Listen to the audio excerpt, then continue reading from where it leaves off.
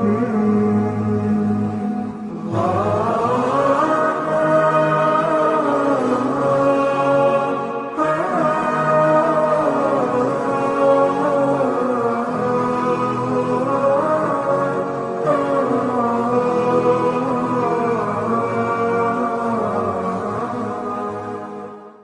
حول ولا قوة إلا بالله العلي العظيم. أعوذ بالله من الشيطان الرجيم. بسم الله الرحمن الرحيم. الحمد لله الذي هدانا لهذا وما كنا لنهتدي لولا أن هدانا الله. لقد جاءت رسل ربنا بالحق والصلاة والسلام على رسول الثقلين محبوب رب المغربين والمشرقين جد الحسن والحسین بالقاسم محمد. اللهم صل على محمد وآل محمد والطيبين الطاهرين المعصومين ولعنة الله على أعدائهم أجمعين. أما بعد، فقد قال الله سبحانه تبارك وتعالى في كتابه المجيد والفرقان الحميد. بسم الله الرحمن الرحيم.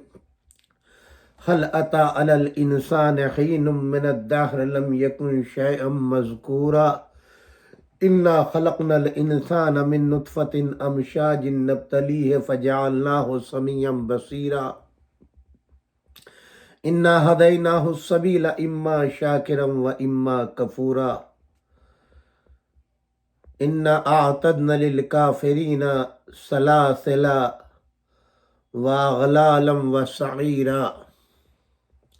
صدق اللہ العلی العظیم وصدق اللہ علی المرسلین والحمد للہ رب العالمین. سامعین کرام، یہ سورہ مبارکہ سورہ دہر، جس کو سورہ انسان بھی کہتے ہیں، اس کی کل ہم نے تلاوت کی تھی ابتدائی 3 آیتوں کی، اور آج ان کی 4 آیتوں کی تلاوت کر رہے ہیں. میں نے وعدہ کیا تھا کہ اسی مضمون کو کل میں کنٹینیو رکھوں گا. قرآن مجید کا یہ سورہ 75 سورہ ہے، اور جناب عالی یہ 29ویں پارے کے اندر ہے.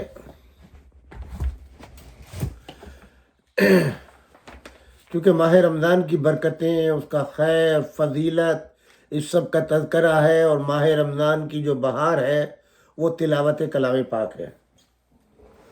میں اپنی گزشتہ تقریروں میں عرض کر چکا ہوں، اسلام یعنی تمام انبیاء جو دین حق لے کر کے آئے، کتابیں لائے، دین پیش کیا، کتاب پیش کی، قوم کی اصلاح کی، قوم کو صحیح عقیدہ دیا، صحیح راستہ دکھایا، اللہ کی وحدانیت کا یقین دلایا، اللہ کے راستے پر لگایا. مگر ہر امت نے ایک کام کیا، زندگی میں نبی کو ستایا اس امت نے، اور ان کے دنیا سے چلے جانے کے بعد ان کے دین کو بھی خیر باد کہہ دیا، دین کو بدل دیا. ہر امت نے یہ کام کیا ہے.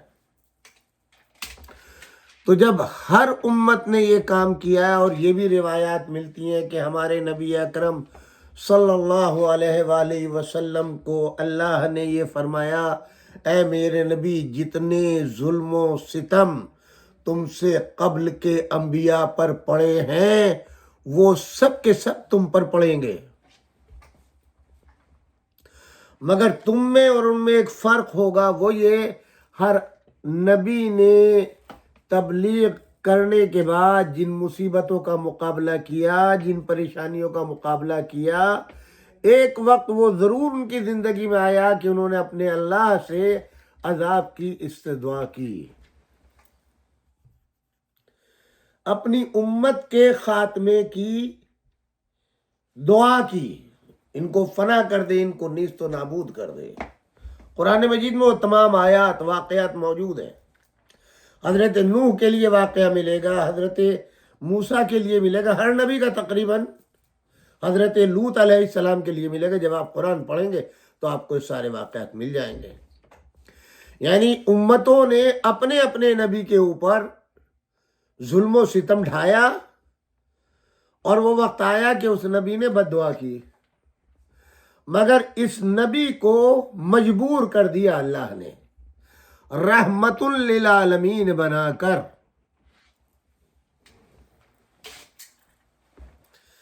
آپ پر تمام مصیبتیں پڑیں گی، مگر آپ کو چونکہ رحمت بنا کر کے بھیج رہا ہوں، ہر مصیبت کے اوپر آپ صبر کریں گے، بد دعا نہیں کریں گے۔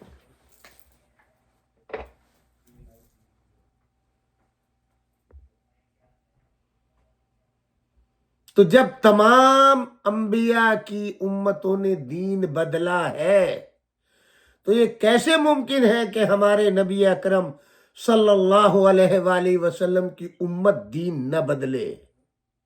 دین تو ایک تھا، اسلام، نبی کی سیرت ایک تھی، قرآن ایک تھا۔ آج کتنے فرقے ہیں اسلام میں؟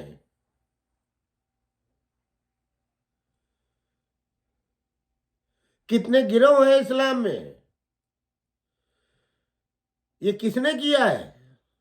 اللہ نے یا نبی نے؟ نہیں، امت نے۔ خود نبی کریم صلی اللہ علیہ وآلہ وسلم نشاندہی فرما کر گئے ہیں، میری وفات کے بعد، میرے چلے جانے کے بعد اس دنیا کے اندر، میرے دین کے اندر 73 فرقے ہوں گے، 73، ایک دو نہیں، 73۔ ان 73 میں ایک ناجی ہوگا اور ایک 72 اس کے مقابل میں ناری ہوں گے، جہنمی ہوں گے۔ اب بڑے محبت کے ساتھ، ہاتھ جوڑ کے، خلوص کے ساتھ ہر مسلمان بھائی کو دعوت دے رہا ہوں، تمام مکاتب فکر اس حدیث کے اوپر متفق ہیں کہ اسلام میں 73 فرقے ہوں گے، جنتی صرف ایک ہوگا، اور بقیہ 72 جہنمی ہوں گے۔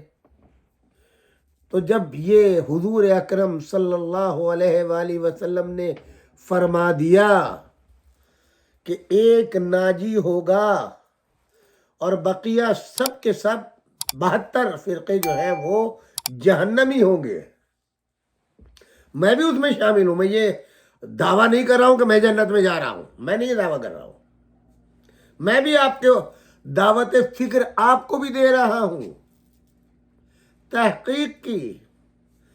مجھے صرف اتنا میرے سوال کا جواب چاہیے ہے کہ چلیے ایک فرقہ جنت میں چلا گیا، 72 جہنم میں جائیں گے، ٹھیک،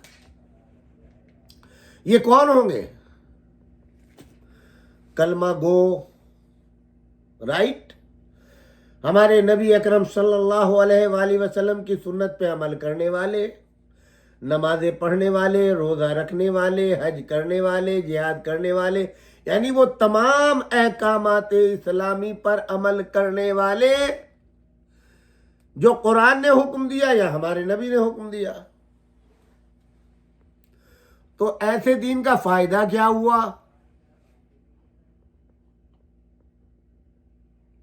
ایسے فرقے میں رہنے کا فائدہ کیا ہوا؟ اس سے تو اچھا تھا کافر رہتے، بھائی کم سے کم دنیا کے مزے تو لوٹ لیتے۔ اگر اسلام لانے کے بعد، نمازیں پڑھنے کے بعد، مسجدیں آباد کرنے کے بعد، قاری حافظ بننے کے بعد، پردہ کرنے کے بعد، اسلام کے ہر قانون کی پابندی کرنے کے بعد انجام جہنم ہے، تو کیا کافر رہنا اچھا نہیں تھا کہ ہر پابندی سے آزاد ہوتے، دنیا کے مکمل مزے تو لوٹ لیتے؟ اور جب جہنم میں جائیں گے تو وہ کافر جو پہلے سے وہاں بیٹھے ہوئے ہوں گے، وہ کہیں گے میاں کہاں آ گئے، کہاں گیا تمہارا دین، کہاں گیا اسلام، کہاں تمہاری نمازیں، کہاں روزہ، کہاں تھا؟ اس لیے میں یہ دعوت دے رہا ہوں آپ کو کہ تحقیق کریں، آپ اس گروہ میں تو نہیں ہے جو جہنم میں جائے گا، اور جہنم میں جانے کے اسباب کیا ہیں؟ اپنے علماء سے پوچھئے جواب نہ دے تو گریبان پکڑ کے پوچھیے، تم ہمارے ہادی ہو، تم ہمارے رہبر ہو، تم بتاؤ ہمیں۔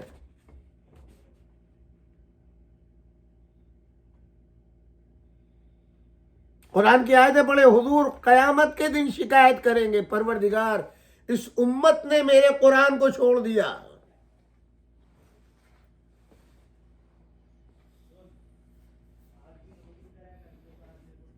بتائیے، جس امت کی زبان پہ ہر وقت قرآن ہے، گلے میں قرآن لٹکا ہوا ہے، بغل میں قرآن ہے، اس امت کو رسول اللہ کی بارگاہ میں شکایت کریں گے، اس امت نے میرے بعد قرآن چھوڑ دیا۔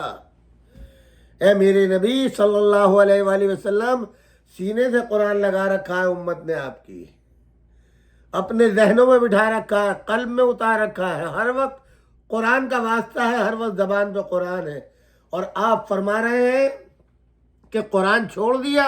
آپ فرمائیں گے ہاں، انہیں نے دو دفتی کے درمیان قرآن کو لیا، جو اصل قرآن تھا اس کو چھوڑ دیا۔ میری آخری وصیت تھی، دو گراں قدر چیزیں چھوڑ کے جا رہا ہوں، انی تارک فیکم الثقلین، کتاب اللہ و اطرتی و اہل بیتی۔ میں قرآن اور اہل بیت چھوڑ کے جا رہا ہوں، جو ہم پلہ ہیں، ہم وزن ہیں، جن میں کبھی تفریق نہ ہوگی، کبھی ایک دوسرے سے جدا نہیں ہوں گے، اور جو اسے لے لے گا وہ کبھی گمراہ نہیں ہوگا۔ یہ گارنٹی تھی، یہ انشور کیا تھا رسول اللہ صلی اللہ علیہ وآلہ وسلم نے۔ میں اسی قرآن سے ثابت کروں گا انشاءاللہ بتوفیق الہی کہ اس امت نے کس طریقے سے قرآن کو چھوڑا، کس طریقے سے دین کو بدلا، کس طریقے سے اہل بیت کو بدلا۔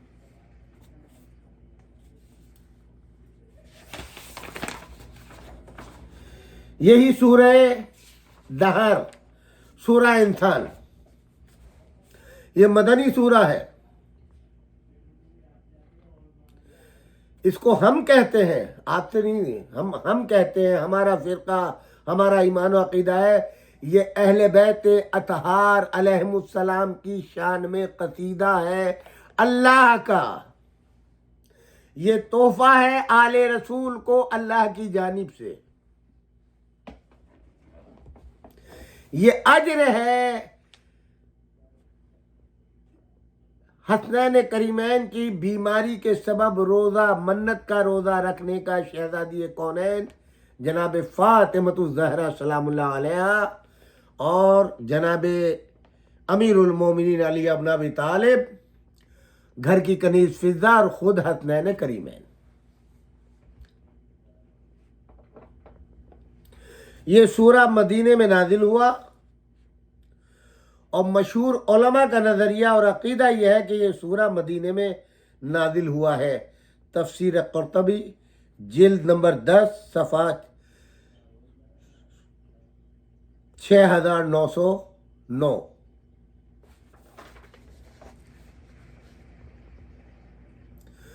اور اس میں آیات کے لحاظ سے بھی تفریق کی ہے ان علماء نے، جس میں ابو القاسم جسکانی ہے، انہوں نے جناب ابن عباس سے روایت کی ہے۔ اس کے علاوہ تاریخ القرآن میں ابو عبداللہ زنجانی ہے، انہی نے، اس کے علاوہ ابن ندیم ہے، سیوطی نے اتقان میں، بہقی نے دلائل النبوت میں اکرامہ سے نقل کیا ہے۔ بہرحال یہ سب کے زمخشری ہیں جنہوں نے تفسیر کشاف، در منصور، ان تمام کتابوں میں، ان تمام کے علاوہ اہل سنت کے دوسرے بزرگ علماء کی ایک کثیر جماعت نے اس سورے کی ابتدائی آیات ان الابرار تک کا نزول امام علی، جناب فاطمہ الزہرا، امام حسن، امام حسین کے بارے میں نقل کیا ہے، اور اس کو انہوں نے کہا کہ یہ اس بات کی گواہی ہے کہ یہ مدنی سورہ ہے، اس لیے کہ عقد جناب فاطمۃ الزہرا مدینے میں ہوا، امام حسن اور امام حسین کی ولادت باسعادت مدینے میں ہوئی، اور ان کی شان میں چونکہ یہ سورہ آیا ہے تو پھر یہ مدنی سورہ ہے۔ واحدی نے اسباب النزول میں، بغوی نے معالم التنزیل میں، سبط جوزی نے تذکرے میں، گنجی شافعی نے کفایت الطالب میں، اور بہت سے دیگر علماء نے یہ مسئلہ اس قدر مشہور ہے کہ اہل سنت کے 4 اماموں میں سے ایک امام محمد ابن ادریس شافعی اپنے مشہور اشعار میں کہتے ہیں: علامہ علامہ وحتی متا وعاتب فی حب هذا الفتى وحل زوجت فاطمہ غیرہی وفی غیرہی حل اتا۔ یہ وہی سورہ حل اتا ہے۔ یہ کون؟ امام محمد ابن ادریس شافعی کیا فرما رہے ہیں؟ کب تک، کس وقت تک اور کس زمانے تک مجھے اس جواں مرد کی محبت میں سرزنش کرتے رہو گے؟ آج کون سا سن ہے؟ 1444، اور ان کا زمانہ اب آپ پہچانیے۔ ملامت کوئی عیسائی نہیں کر رہا تھا، کوئی یہودی نہیں کر رہا تھا، کوئی ہندو نہیں کر رہا تھا، یہ بدبخت ملعون مسلمان ملامت کر رہا تھا، جس کو امام شافعی نقل فرما رہے ہیں۔ یہ جوان کون ہے؟ اس جوان سے مراد مولا کائنات امیر المومنین علی ابن ابی طالب۔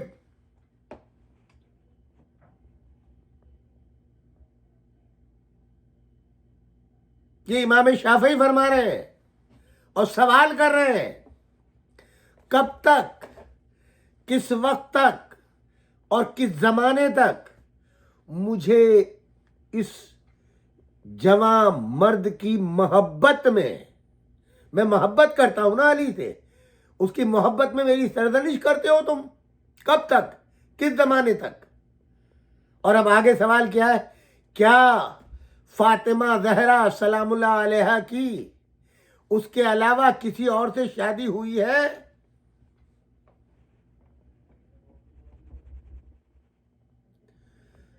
یہاں آپ کو یہ بتلاتا چلوں، خلیفہ دوم حضرت عمر ابن خطاب مقام فخر میں فرماتے ہیں، جو تاریخوں میں محفوظ ہے، کہ اگر وہ تمام چیزیں جو علی ابن ابی طالب کو اللہ نے عطا کی ہیں، ان میں سے 3 مجھے مل جاتی، یا ان میں سے کوئی ایک مجھے مل جاتی، خلافت سے زیادہ فخر کرتا، خلافت چھوڑ دیتا، دولت چھوڑ دیتا، دنیا سے نفرت کرنے لگ جاتا، اگر کوئی ایک چیز مل جاتی۔ کیا؟ علی کو نبی اکرم صلی اللہ علیہ وآلہ وسلم نے اپنا بھائی مکے میں بھی بنایا، مدینے میں بھی بنایا، اس دنیا میں بھی اور آخرت میں بھی، یعنی سب کے برادری کے رشتے ختم۔ جو حضور اکرم صلی اللہ علیہ وآلہ وسلم نے اخوت کا رشتہ مکے میں مسلمانوں کے درمیان قائم کیا تھا، مدینے ہجرت کرنے کے بعد وہ ختم کر کے اب ایک مکی کو لیا اور ایک مدنی کو لیا۔ مورخین نے لکھا، ہم مزاج فرد کو لے کر ایک دوسرے کا بھائی بنایا۔ علی ابن ابی طالب جب سب بھائی مکے میں بن گئے، علی اکیلے رہ گئے، تب حضور نے فرمایا: یا علی انت اخی فی الدنیا یا علی تم میرے بھائی ہو اس دنیا میں آخرت میں۔ جب مائگریٹ کر کے مدینے آ گئے تو اب مدینے میں مکے کی اخوت ختم کر کے ایک مہاجر ایک مدنی انصار لیا اور ان کو بھائی بنایا، اور اب پھر علی اکیلے رہ گئے۔ تب پھر حضور نے مدینے میں فرمایا، یعنی تجدید اخوت کی: یا علی انت अखी फि दुनिया वल आखिरा, तुम मेरे भाई हो इस दुनिया में और आखिरत में। हजरत उमर खत्ताब इसी पर फख्र कर रहे हैं, अगर रसूलुल्लाह ने मुझे भाई बनाया होता। और दूसरे, रसूलुल्लाह ने अपनी बेटी का अक्द अली इब्न अबी तालिब से किया, अगर मुझसे अक्द हो जाता, कोई एक चीज मुझे मिल जाती। हाय हाय। उसी को इमाम शाफई फरमा रहे हैं, क्या फातिमा ज़हरा सलामुल्लाह अलैहा का अक्द अली के अलावा किसी और से हुआ? नहीं। और उसके बाद फिर वो कहते हैं, वफी गैर हलता हलता, और क्या सूरह हलता इसके अलावा किसी और के बारे में नाजिल हुआ है? यानी इस जवान को मौला अली इब्न अबी तालिब क्या किसी के लिए नाजिल हुआ है तो बताओ। इसके मानी ये है, हर जमाने के अंदर अली इब्न अबी तालिब के से लोग नफरत करने वाले पाए जाते थे।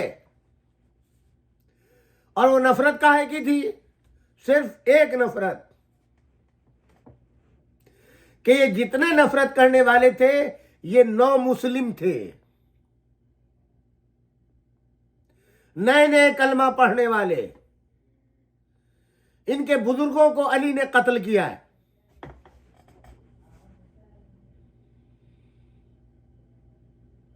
अली की कुव्वत से मरूब होकर, अली की ताकत से मजबूर होकर के कलमा पढ़ा इन्होंने। हत्ता के अबू सुफियान माविया का बाप, उसने भी सुलह हुदैबिया के बाद जब हज करने के लिए हुजूर आए तो ये शर्त थी मक्का खाली करना होगा। उसने भी जब अपना नुमाइंदा भेजा है तो ये कहा, जाओ देखो अली का क्या हाल है। इसलिए कि जब मुआहिदा लिखा था तो तलवार निकाल के बाहर रख दी थी, और उस मुआहिदे की कापी देते वक्त ये कहा था, ये अली अगर कलम उठा सकता है और वापस लेके जा सकता है तो कल जब आएगा तो अली के पास तलवार भी है। इसीलिए अबू सुफियान ने कहा था, ये देखना अली का मिजाज क्या है। लिहाजा वो बोग, वो कीना लोगों के दिलों में मौला अली इब्न अबी तालिब की तरफ से था। जंगे ओहद का तो आलम तारीख ये बताती है कि जब कोहराम मक्के के अंदर मचा है, हर घर के अंदर, तो एक ही आवाज थी, किसने मारा? अली ने मारा, अली ने मारा, अली ने मारा, अली ने मारा।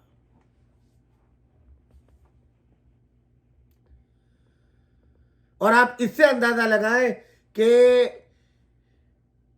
जंगे ओहद और जंगे खंदक, जंगे बद्र कहां हुई? इस्लाम की पहली जंग जंगे बद्र है, 2 हिजरी मदीने मुनव्वरा में, और करबला का वाकया 61 हिजरी। 59-60 साल बाद भी यजीद अपने दरबार में फख्र कर रहा है इमाम हुसैन के सर को देख के, और बद्र के कुश्तों को याद कर रहा है। अगर आज मेरे बद्र के मकतूल होते तो आज मुझे दुआ देते, यजीद तेरे हाथ चलना हो, हमने मामला बराबर कर दिया।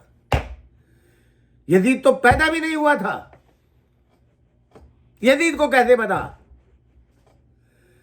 इसके मानी है कि बद्र का जख्म ऐसा था, औरत मर्द अपने घर में बराबर जिक्र करते थे और बच्चों के दिलों में ये बात बिठाते थे, कैसे अली ने हमारे बुजुर्गों को मारा है, कत्ल किया है।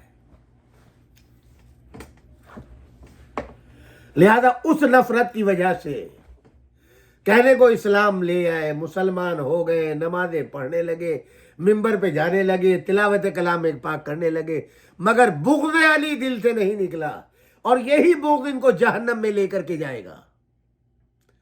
लेकिन अली इब्न अबी तालिब को अल्लाह के रसूल ने क्या कहा है?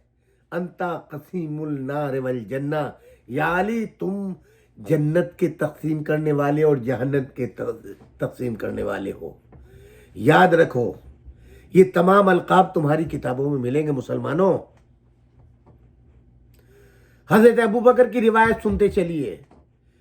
हजरत अबू बकर कहते हैं कि रसूलुल्लाह ने भरे हुए मजमे में फरमाया है, क़यामत के दिन جب پل صراط سے گزرو گے، اور پل صراط کی تعریف یہ ہے بال سے زیادہ باریک اور تلوار کی دھار سے زیادہ تیز ہوگا، اس کے اوپر لوگ کٹ کٹ کے گریں گے، مگر وہ آزادی کے ساتھ اور آسانی کے ساتھ مثل ہوا کے گزرے گا جس کے پاس علی ابن ابی طالب کے ہاتھ کا لکھا ہوا خط ہوگا، جواد ہوگا۔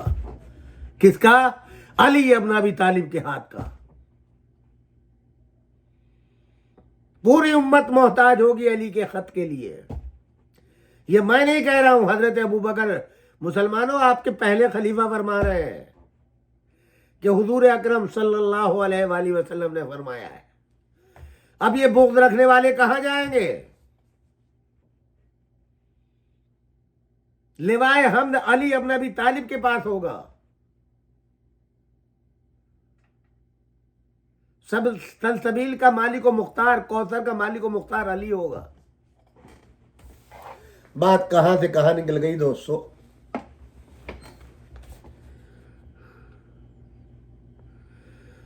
تو یہ امام شافعی فرما رہے ہیں اسی سورہ دہر کے لیے کیا کوئی ایسا ہے جس کی شان میں سورہ دہر نازل ہوا ہو؟ اب مجھے بتائیں، جس کی شان میں سورہ دہر نازل ہوا ہو، دوسروں کی شان میں کوئی یار ایک آیت تو بتا دو، اور پھر کہتے ہو سب کے سب برابر ہیں۔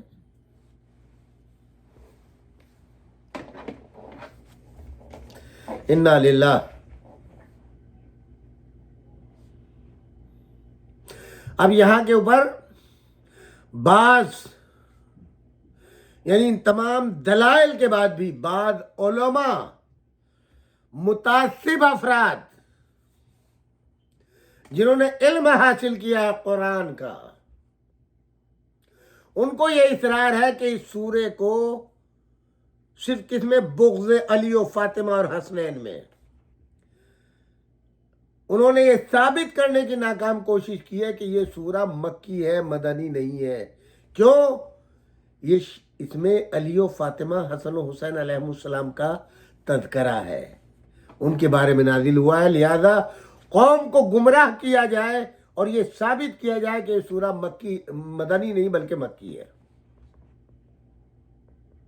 اور یہ اتفاق نہیں ہے، یہ پوری ایک سازش کے تحت ہے کہ جب کوئی بھی آیت یا روایت امام علی ابن ابی طالب اور ان کے اہل بیت کے فضائل میں بیان کرتی ہوئی دکھائی دیتی ہے تو یہ گروہ جو بغض میں اندھا ہو گیا، جن کے دل سیاہ ہو گئے،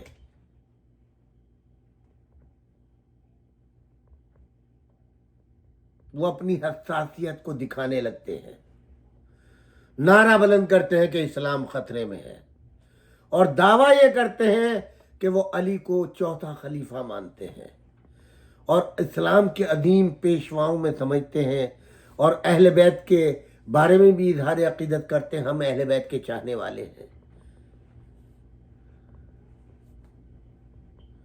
یہ پورا کا پورا گروہ وہ ہے جو اموی سیاست کے اوپر عمل کرتا ہے، اموی نظریات کے اوپر عمل کرتا ہے، ان کے منحوس پروپیگنڈے پہ عمل کرتا ہے، انہی کی گڑھی ہوئی حدیثوں پہ عمل کرتا ہے، اور انہی کے وظائف پہ عمل کرتا ہے۔ یہاں پر یہ چیز نقل کرتا چلوں کہ حضور آج جتنے مسلم ممالک ہیں جہاں کے اوپر جمہوریت کا فقدان ہے، وہ تو ہو ہی نہیں سکتا ہے، مگر جو ان کا نظام حکومت ہے یہ امیر شام معاویہ کا ترتیب دیا ہوا ہے، جہاں ہر طرح کی آزادی ختم ہے، بس کھاؤ پیو مال لو اور اس کے علاوہ کچھ نہ بولو۔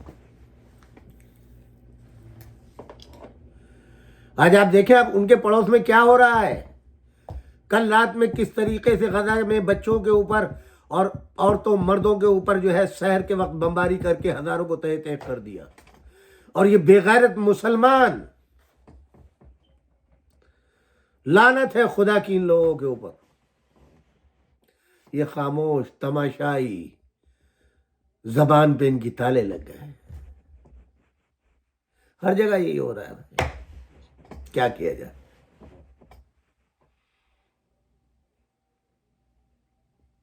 اپنی عیاشیوں میں مگن ہیں، اپنی مرضی سے اسلام کے قانون بناتے ہیں، قرآن خوبصورت چھاپتے ہیں، بہترین کاغذ، بہترین طباعت، سب کچھ عمل کرنے کے لیے نہیں، صرف پڑھنے کے لیے، تلاوت کے لیے۔ قرأت کے مقابلے کراتے ہیں، حفظ کے مقابلے کراتے ہیں، بڑے بڑے انعامات دیتے ہیں، بڑے بڑے پروگرام پوری دنیا میں نشر ہوتے ہیں، فائدہ زیرو۔ یہ کل ان میں شمار ہوں گے رسول اللہ نے جو فرمایا میرے قرآن کو چھوڑ دیا ہے، ترک کر دیا ہے۔ انہوں نے اسلام کے تشخص کو بدل دیا ہے اور پھر نعرہ لگاتے ہیں کہ اسلام خطرے میں ہے۔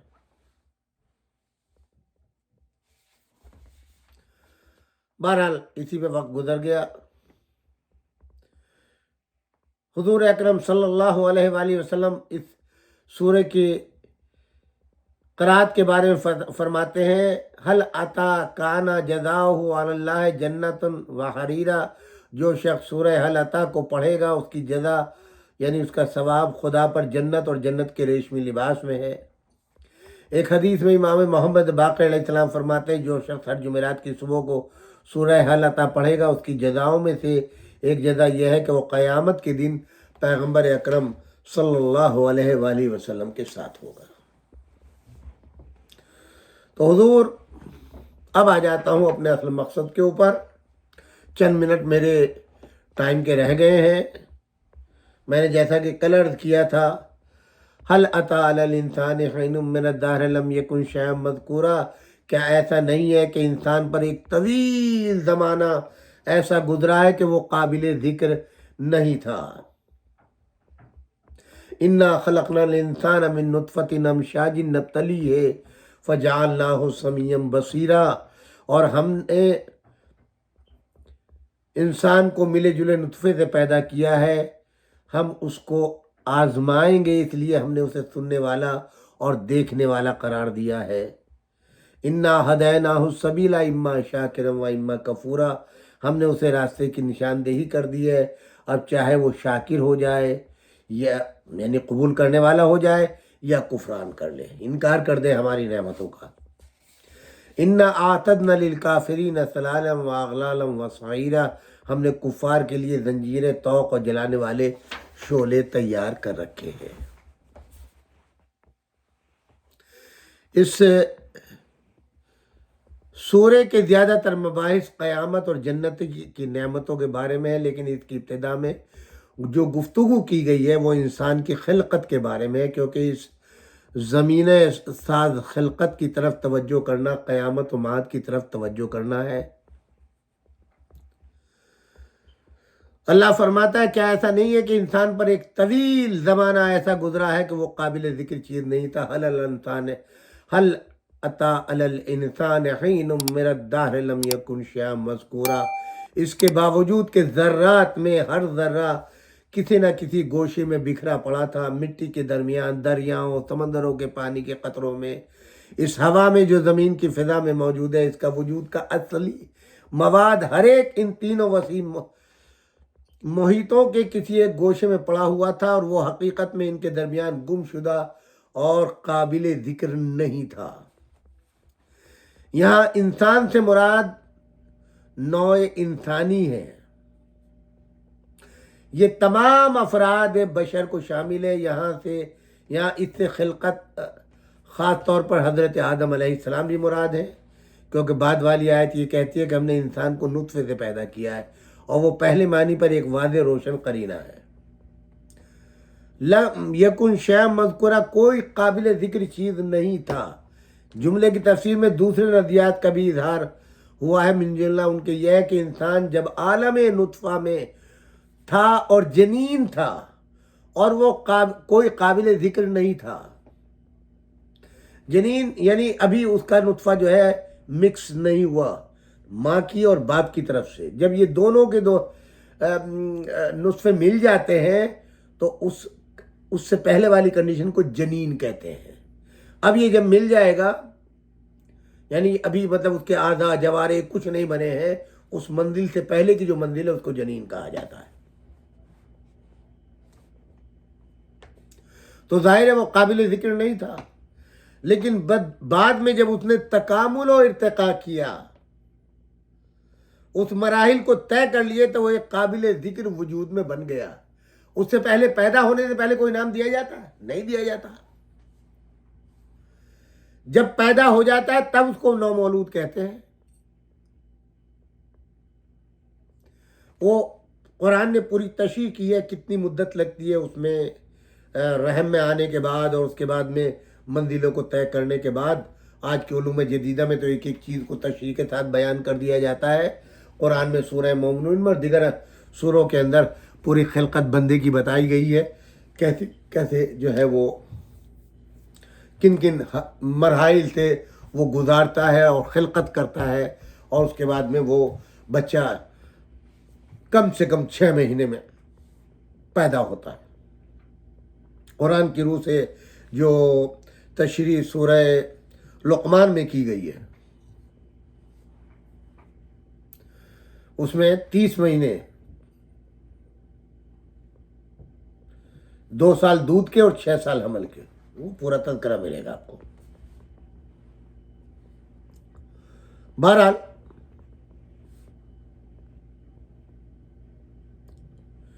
امام محمد باقر علیہ السلام کی ایک حدیث ہے کہ انسان علم خدا میں مذکور تھا اگرچہ عالم خلق میں مذکور نہیں تھا. بعض تفاسیر میں یہ بھی آیا ہے یہاں انسان سے مراد علماء اور دانشمند ہیں جو علم کے حاصل کرنے سے پہلے لائق ذکر نہیں تھے، لیکن علم حاصل کرنے کے بعد زندگی میں بھی اور موت کے بعد بھی تمام لوگوں کے درمیان ہر جگہ ان کا ذکر رہتا ہے، کیونکہ ان کا علم موجود رہتا ہے، کتابوں کی شکل میں، تقریر کی شکل میں، اصلاح کی شکل میں ان کا تذکرہ جو ہے وہ ہوتا رہتا ہے.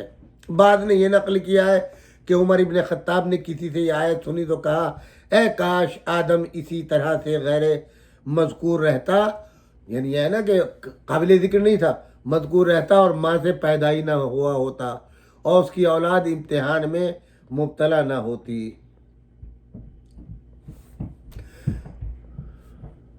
بہرحال اس مرحلے کے بعد انسان کی خلقت اور اس کے قابل ذکر موجود ہونے کی بات آتی ہے. فرماتا ہے ہم نے انسان کو ایک ملے جلے نطفے سے پیدا کیا ہے اور ہم اس کو آزمائیں گے، لہذا ہم نے اسے سننے والا اور دیکھنے والا خلق کیا. انا خلقنا الانسان من نطفۃ امشاج نبتلیہ فجعلناہ سمیعا بصیرا. امشاد مشد بروزن نسب یا بروزن سبب کی جمع ہے، یا مشید بروزن مریض کی جمع ہے، جو مخلوط اور ملی جلی چیز کے معنی میں استعمال ہوتی ہے. انسان کی خلقت ممکن ہے کہ عورت و مرد کے نطفے کے ملنے اور اس پر اور اول کی ترکیب کی طرف اشارہ ہو، جیسا کہ روایات اہل بیت اطہار میں اجمالی طور پر اس طرف اشارہ ہوا ہے، یا ان مختلف استعدادوں کی طرف اشارہ ہے جو عامل وراثت کے لحاظ سے موسوم اور اس کے مانند دوسری چیزوں کے طریق سے نطفے کے اندر پائی جاتی ہیں، یا نطفے کی ترکیب میں مختلف مواد کے اختلاط کی طرف اشارہ ہے، کیونکہ وہ دسیوں مختلف مادوں سے مل کر بنا ہے، یا ان سب کا ایک دوسرے کے ساتھ اختلاط آخری معنی سب سے زیادہ جامع اور سبب سے زیادہ مناسبت رکھتے ہیں. پر اب یہ ایک ایک لفظ کی تفسیر اس تقریر کے اندر اتنا تو امکان نہیں ہے کہ میں پورا کا پورا جو ہے وہ ایک ایک لفظ کی الگ الگ تشریح، ورنہ تو دامن وقت بہت چاہیے. آپ جانتے ہیں کہ خالی ایک قرآن کی تفسیر اپنے ذہن میں لے کر کے جناب ابن عباس بیٹھے تھے امام علی ابن ابی طالب کے پاس، اور پوری رات بیت گئی، صرف بسم اللہ کی تفسیر مکمل نہیں ہوئی، اور مولا امیر المومنین علی ابن ابی طالب نے یہ کہہ کے کلام ختم کر دیا ابن عباس بس لکھ دو جو کچھ قرآن میں ہے وہ سورہ حمد میں ہے، جو سورہ حمد میں ہے وہ بسم اللہ میں ہے، جو بسم اللہ میں ہے وہ اس نقطے میں ہے جو اس بے کے نیچے ہے. اور اس کے بعد فرمایا وَأَنَا نُقْطَةُ تَحْتَ الْبَاءِ. یہ پورے قرآن کی تفسیر پھیلاؤ گے تو پورا قرآن ہے، سمیٹو گے تو ایک نقطہ ہے. اتنا بڑا عالم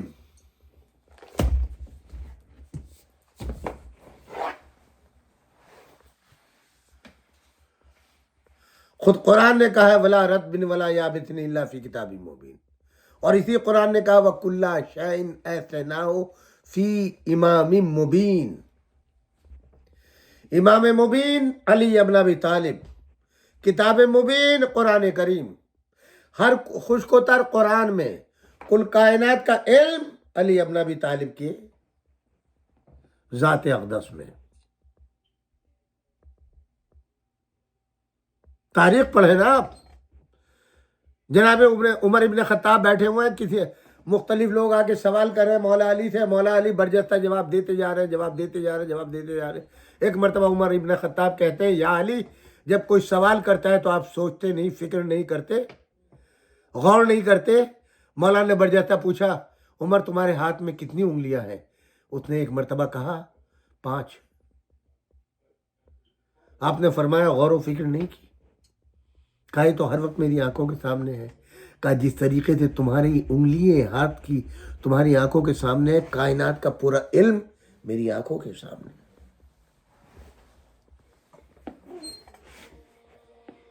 پورے ادوار خلافت میں جب جب خلافت مصیبت میں آئی،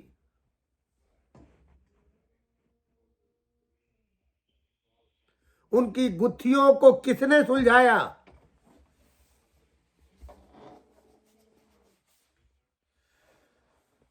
ان کی مشکلات کا حل کس نے نکالا؟ اپنی کتابوں سے پوچھیں۔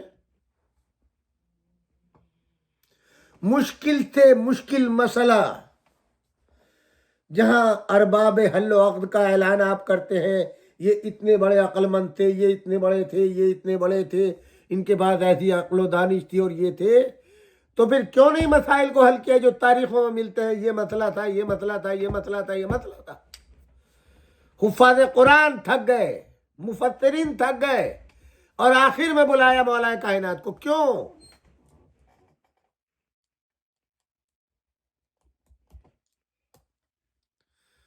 اور جہاں ہفتوں مہینوں بہتے ہوتی تھی، چٹکی بجانے میں مولا علی نے لمحوں کے اندر حل کر دیا۔ یہ تو تمہاری تاریخ ہے، میری نہیں ہے۔ تو جو ایسا صاحب کمال، عالم بعمل، جس کے تمام کمالات و فضائل کو اللہ کا رسول مقر ہے، اللہ اقرار کر رہا ہے، اور اس دنیا داری میں امت اس سے دور ہو جائے۔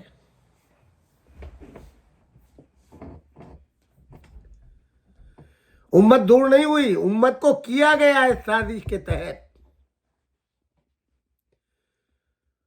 حضور کی حیات طیبہ میں ہی یہ منصوبہ منزل تکمیل کو پہنچ گیا تھا، ورنہ جس روز اسلام کی بنیاد، کلمے کی بنیاد پہلے دن رکھی گئی، اسی روز علی ابن ابی طالب کی ولایت کا اعلان ہو گیا تھا، اور اسی دن سے کینہ پرور شروع ہو گئے تھے جو آج تک چلے آ رہے ہیں۔ ایک سے ایک بدبخت، خبیث، ملعون۔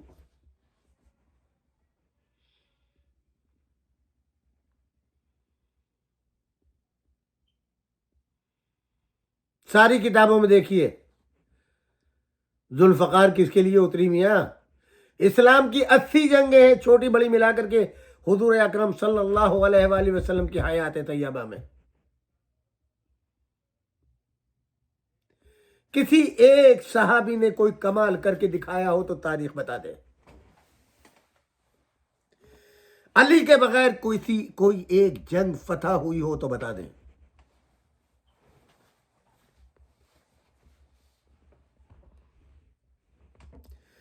سب جھنڈے پھینک پھینک کے آئے، رسول مقبول کو میدان احد میں چھوڑ کے بھاگ گئے، اپنی جانوں کی فکر رہی۔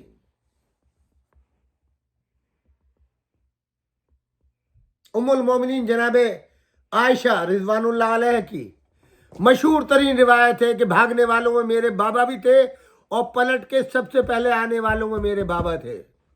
کہاں لے جائیں گے آپ؟ पूरी जिंदगी में अली इब्न अबी तालिब की एक लम्हा बतला दे सुन्नत रसूल के खिलाफ गए हो, इस्लाम के खिलाफ गए हो।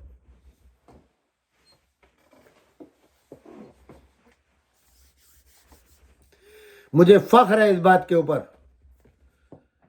मैं अली का चाहने वाला हूं, अली से मोहब्बत करता हूं, अली मेरी शफात करेंगे, उन्हीं की मोहब्बत के सहारे निजात पाऊंगा। यकीनन मैं भी गुनहगार हूं, मगर इस यकीन के साथ कि अली की मोहब्बत उन गुनाहों को खत्म करेगी। मैं तौबा भी करूंगा, माह रमजान इसीलिए है, गुनहगारों के लिए है। अपनी तौबा करो, अपने गुनाहों को माफ कराओ अपने को। इंशाल्लाह इसी सिलसिले को कल आगे बढ़ाएंगे। काफ़ी वक्त हो गया है। परवरदिगार आप सबको सलामत रखे, आपके रिज़्क़ में खैर और बरकत अता फरमाए। आज माह रमज़ान मुबारक की 8 तारीख हो गई है। आपको कोई गम न दे सिवाय गम अहले बैत अताहर अलैहिमुस्सलाम के। परवरदिगार आलम आप सबको दौलत इल्म व ईमान से माला माल फरमाए और आपको शफात रसूल मकबूल, कुरान मजीद और अहले बैत की शफात का हक अता फरमाए और आप उनके शफी, वो आपके शफी बने और उनकी शफात के ज़रिए आप जन्नत के मुस्तहिक़ हो। इस माह रमज़ान को अपने लिए इसलिए भी पुरबरकत बनाए कि ज़्यादा से ज़्यादा कुरान मजीद की तिलावत करके उन आयात को महफूज करने की, निशान लगाने की कोशिश करें जो अहले बैत अताहर अलैहिमुस्सलाम की शान अक़दस में नाजिल हुई हैं। यही सबसे बड़ा कीमती सरमाया होगा और मैं भी ये खिदमत इसीलिए कर रहा हूँ कि मेरे लिए निजात का सबब बन जाए। ज़िक्र अली और तिलावत कलाम पाक दोनों मसावी हैं। बस मैंने ख़त्म किया आपकी ज़हमत को। आज के प्रोग्राम के लिए हमें ताउन किया है आज के मेज़बान हमारे जो है डॉक्टर नानजियानी और वीरानी फैमिली है। तो मेरी दुआ है कि परवरदिगार आलम इनके खानवादों को हर अर्दी और समावी बलाओं से महफूज फरमाए, इनके रिज़्क़ में खैर व बरकत अता फरमाए, इनके बच्चों को सलामती अता फरमाए, दौलत इल्म व ईमान से माला माल फरमाए और इनके खानवादों के मरहूमीन की मग़फ़िरत फरमाए। गुजारिश है कि डॉक्टर नानजियानी की फैमिली, नानजियानी फैमिली, फ़ज़ल मोहम्मद और रहीम फैमिली के तमाम मरहूमीन और अली वीरानी की फैमिली के मरहूमीन प्यार अली शिव जी, मासूमा शिव जी, रज़ा वीरानी, हसन वीरानी और फ़ातिमा जीराज, इन तमाम के लिए सूरह फ़ातिहा। और फिर गुजारिश है कि आप 5 मरतबा मेरे साथ अम्मा युजीब की तिलावत करके जनाब बाकर रिजवी साहब, जनाब एहतिशाम रज़ा कादमी साहब, हमारे सुल्तान भाई सुल्तान करम अली साहब, उनकी अहलिया बहन सलमा लाडक और जनाब अब्बास रिजवी साहब और हमारे डॉक्टर ज़फ़र जाफ़री, उसके अलावा जितने मोमिन व मोमिनात बीमार हैं उन सब के लिए मेरे साथ 5 मरतबा अम्मा युजीब की तिलावत फरमाएँ। बिस्मिल्लाहिर्रहमानिर्रहीम। अम्मन युजीबुल मुज़्तर्रा इज़ा दआहु व यक्शिफुस्सू, अम्मन युजीबुल मुज़्तर्रा इज़ा दआहु व यक्शिफुस्सू, अम्मन युजीबुल मुज़्तर्रा इज़ा दआहु व यक्शिफुस्सू, अम्मन युजीबुल मुज़्तर्रा इज़ा दआहु व यक्शिफुस्सू, अम्मन युजीबुल मुज़्तर्रा इज़ा दआहु व यक्शिफुस्सू। अल्लाहुम्मा सल्लि अला मुहम्मद व आलि मुहम्मद। वस्सलामु अलैकुम जमीअन व रहमतुल्लाहि व बरकातुहू।